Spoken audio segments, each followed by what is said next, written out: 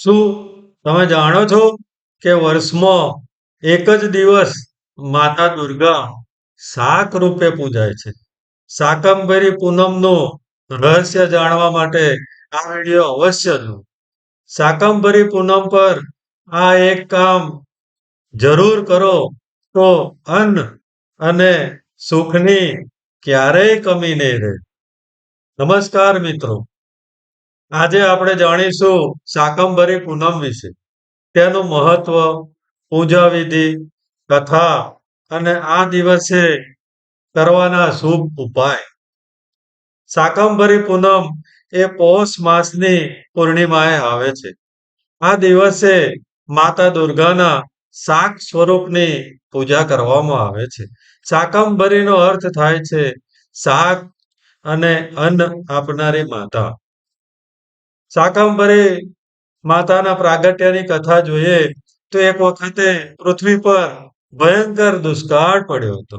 લોકો અન્ન અને પાણી વગર પીડાતા હતા. ત્યારે મા દુર્ગાએ શાકંભરી રૂપ ધારણ કરી પોતાના શરીર પરથી શાક, ફળ અને અન્ન ઉત્પન્ન કરી સર્વેને નવજીવન આપ્યું. આથી માતાને અન્નપૂર્ણા અને શાકંભરી પણ કહેવામાં આવે છે. શાકંભરી પૂનમ ની વ્રત કરવાથી અન્ન, ધન અને સુખમાં વૃદ્ધિ થાય છે. ઘરમાં ક્યારેય ખોરાકની અછત રહેતી નથી. નકારાત્મક શક્તિઓ દૂર થાય છે.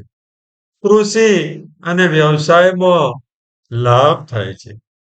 શાકંભરી પૂનમની પૂજા વિધિ કેવી રીતે કરવી એ જોઈએ તો સવારમાં સ્નાન કરી સ્વચ્છ વસ્ત્ર પહેરો.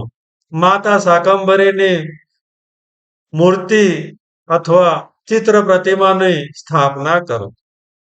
માતાને શાક, ફળ અને અન્ન અર્પણ કરો. દીવો પ્રગટાવી ઓમ દુર્ગાય નમઃ મંત્રનો જાપ કરો. જરૂરિયાતમંદ લોકોને અન્નદાન કરો. આ દિવસે ઘરનું રસોડું એ સાફ રાખવું જ જોઈએ. ગાય, પક્ષી અથવા ગરીબ લોકોને ખોરાક આપો. રસોડામાં માતાનું સ્મરણ કરો. ક્રોધ અને અહંકારથી દૂર રહો. તો મિત્રો, શાકંભરી પૂનમ ને દિવસે ગરીબને દાન કરો, સ્વચ્છ રસોડું રાખી અને શાકંભરી માતાની પૂજા કરો તો તમારા ઘરમાં કદી અનાજ ખૂટશે નહીં. શાકંભરી પૂનમ એ મા દુર્ગાની કૃપા મેળવવાનો પવિત્ર દિવસ છે. તો સર્વેને શાકંભરી પૂનમની શુભકામનાઓ સહ જય માતાજી, જય શ્રી કૃષ્ણ. ઓમ નમઃ પાર્વતી પતય, હર હર મહાદેવ.